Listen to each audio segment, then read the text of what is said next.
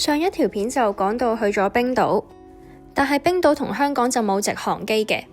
既然都要轉機呢，咁今次呢就揀咗再去一次英國嗰度轉機，感受下嗰度嘅英倫風，順便又喺嗰度再揾下嘢食。英國出名多博物館，上一次就去咗 National Portrait Gallery， 今次去埋隔離嘅 National Gallery。呢度嘅展品係早至由13世紀去到後現代時期嘅都有。喺呢度可以見到達文西嘅真跡，連佢嘅草稿都有，可以好近距離咁樣見到達文西所勾畫嘅一筆一畫。其實唔單止展品，呢一度嘅建築都係好古典好靚。繼續行入去就會見到更加多比較近代啲嘅藝術品。較為耳熟能詳嘅呢，就例如有莫內、莫奈，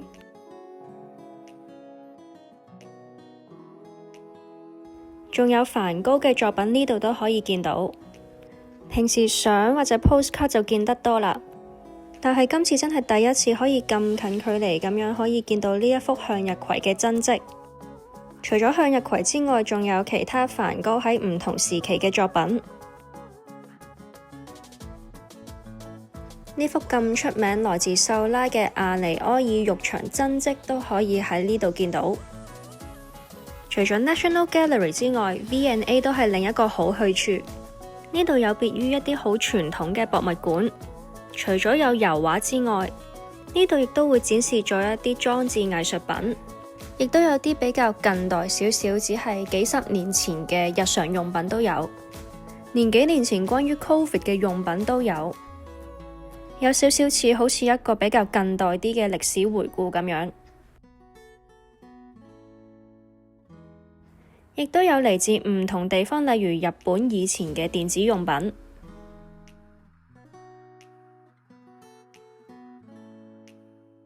行完倫敦嘅博物館，今次帶大家嚟埋一個比較特別少少嘅地方。就咁嚟倫敦旅行嘅話呢，都應該比較少好似我哋咁樣凌晨5點幾鐘呢就已經嚟到呢個 West Market。各式各樣新鮮嘅海鮮都可以喺呢度買到。海膽啊、蟹啊、扇貝啊、新鮮龍蝦都見到。我都真係第一次見嗰啲咁細條嘅一條條鯊魚仔。呢度亦都係唔少餐廳老闆一早嚟攞貨嘅地方。如果大家嚟倫敦呢係暫住其他朋友嘅屋企啊，或者係住 Airbnb 嘅話，又想煮一餐海鮮大餐嘅話呢，都不妨可以嚟下呢度買新鮮嘅海鮮。我哋嗰日買完離開嘅時候都仲未天光啊。然後做埋上一次喺英國冇做嘅嘢，就係去睇 musical 啦。今次揀咗套男女老幼都啱嘅 musical， 就係 The Lion King。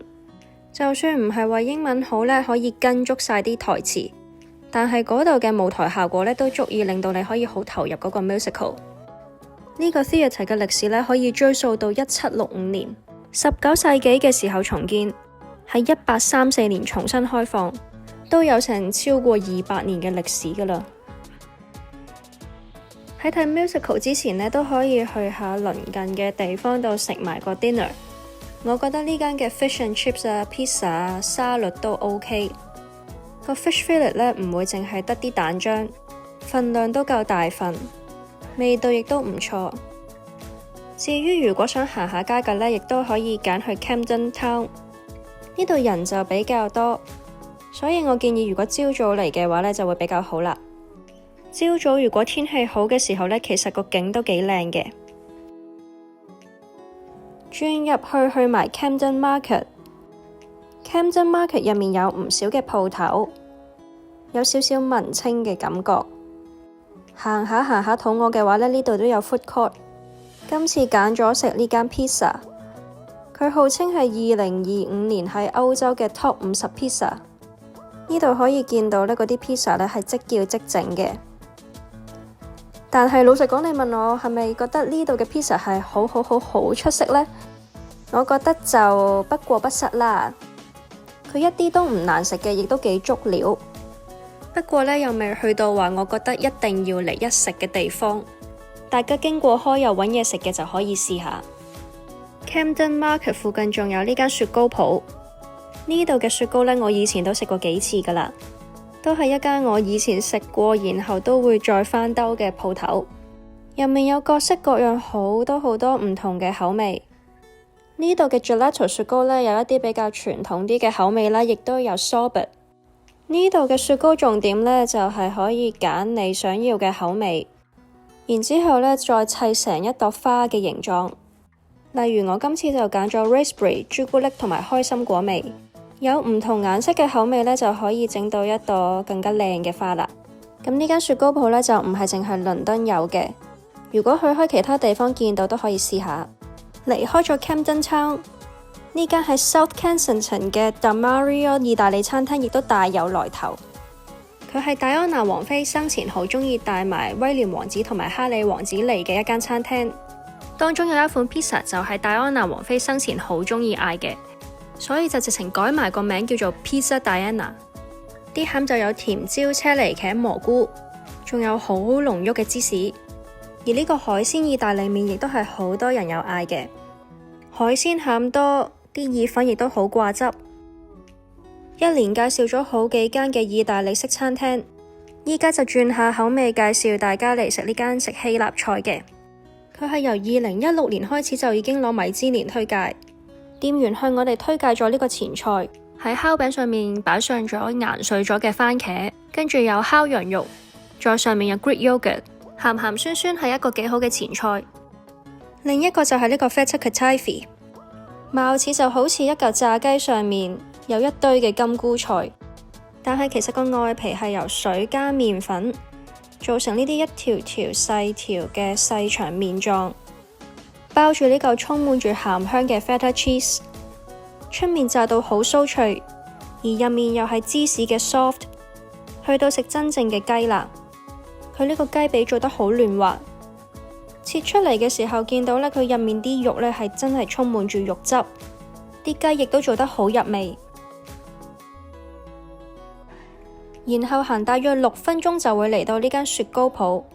呢間雪糕鋪嘅特別之處呢，就係佢係食黎巴嫩雪糕，嗌咗個呢度好出名嘅開心果雪糕。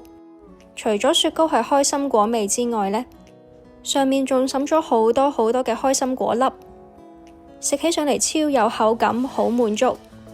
而我發覺呢，黎巴嫩雪糕比起其他嘅雪糕呢，嗰個黏性呢係更加強嘅，要花多少少氣力先可以匹得起。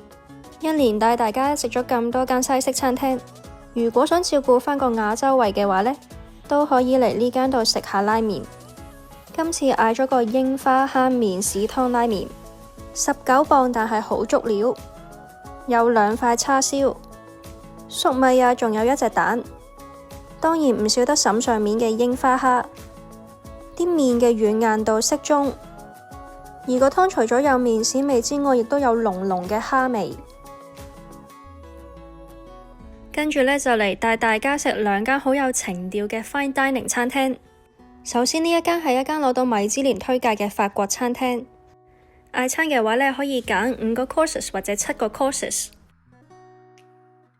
唔叫餐嘅話呢，亦都可以單點。最後唔想諗啊，就索性嗌咗個 5 course tasting menu。第一個嚟嘅呢個蠔，佢嘅餡入面唔止得蠔，仲有風乾咗嘅豬面夾肉粒，上面再灑上魚子醬，個口感好特別，味道上亦都好有層次。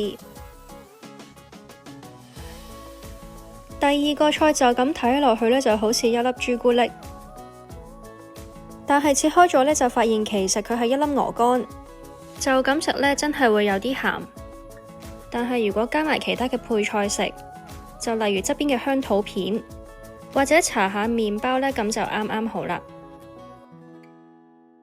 第3味菜就係呢個節瓜花，上面擺上一塊嘅沙甸魚，再喺上面灑上三文魚子。終於嚟到主菜，就係烤鴨肉。個鴨肉都係做得好嫩滑，一啲都唔韌。而喺鴨肉隔離嘅呢一嚿呢，其實就係烤鰻魚，個汁呢，其實係加入咗少少嘅橙汁，出奇地呢，配搭埋個烤鴨同埋烤鰻魚呢，個味都好夾。最後嚟到甜品，有3款唔同嘅朱古力，中間嗰個就係有 salted caramel 味嘅雪糕。第二間餐廳就係呢間要嚟到40樓咁高嘅 Duck and Waffle。可惜嗰一日嘅天氣就唔係咁好，如果唔係就可以見到由高處望落去嘅景。除咗唔同嘅小食、前菜同埋主食之外，呢度嘅 cocktail 都好出名。前菜方面，我哋就嗌咗個粟米，個粟米有好濃嘅黑蒜味，亦都嗌咗大蝦。啲大蝦你見到都好大隻同埋爽口彈牙。Cocktail 方面，我就嗌咗杯 Peach Royale， 味道都唔錯，解製一流。呢間餐廳叫得做 Duck and Waffle， 咁就要梗係試下佢最 signature 嘅 Duck and Waffle 啦。我自己都係第一次見呢個咁樣嘅配搭，微甜嘅 waffle 上面加上烤鴨同埋一隻蛋，至於個汁呢，就係配上 maple syrup， 所以最後嘅味道夾埋呢，就係甜甜地嘅 maple syrup 中和咗嗰個烤鴨嘅鹹香。不過個份量呢都有啲大份，所以如果女仔嚟食嘅話呢，就考慮使唔使 share 啦。食完之後終於冇咁大霧啦，咁搭 lift 嗰陣時呢，就可以望到呢個咁靚嘅夜景啦。離開 City Centre， 咁就帶大家去下 Hampstead 行下揾嘢食。Hampstead 呢，就係倫敦嘅傳統富人區，傳聞有啲明星啊、富豪都係住喺呢一區。介紹呢度3間食 brunch 嘅好地方，都係一啲好 chill 嘅 cafe。首先第一間見到呢度有五花八門好多種類唔同嘅麵包、pastry、三文治等等。咁我就嗌咗呢個茄醬餡麵包。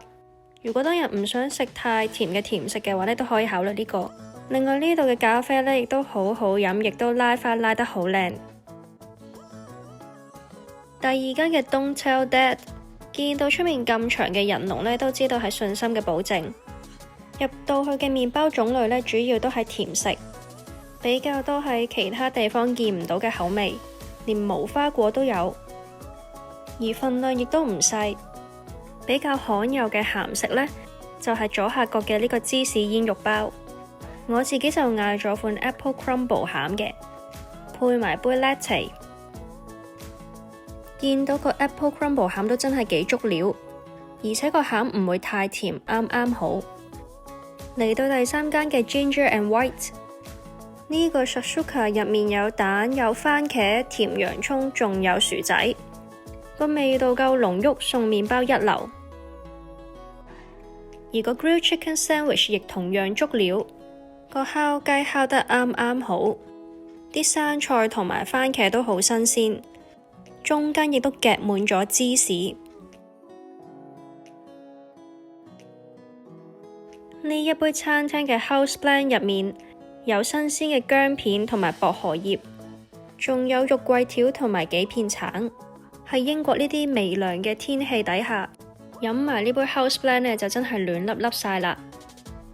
最後行大約3分鐘左右，食埋呢杯 Gelato 雪糕呢，咁就真係圓滿啦。好得意，呢間雪糕鋪仲會賣埋 Hampstead 嘅手繪地圖。同樣地有各式各樣嘅口味，而且店員都係好慷慨咁匹雪糕。雖然英國有個名係叫做美食沙漠，但係其實多啲去下唔同嘅地方都係會有機會揾到好食嘅食物嘅。